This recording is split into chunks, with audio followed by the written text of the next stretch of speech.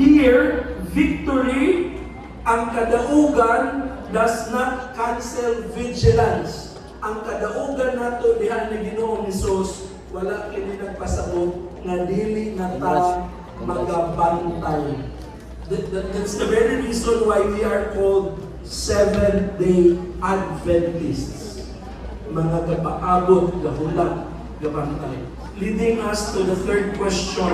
But Joshua does not leave Israel in fear or suspicion. He does not merely say, watch out, wala lang siya nag-ingon, pagbantay mo.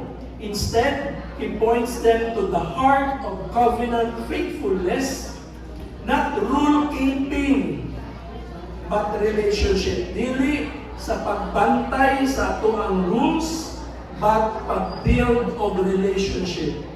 So the third question here, ang theme, love, judgment, and covenant loyalty. How do love, obedience, and God's justice come together? And how does the cross resolve this tension? Si Joshua speaks honestly about judgment. As surely as God fulfilled His promises of blessing, He will also fulfill His warnings.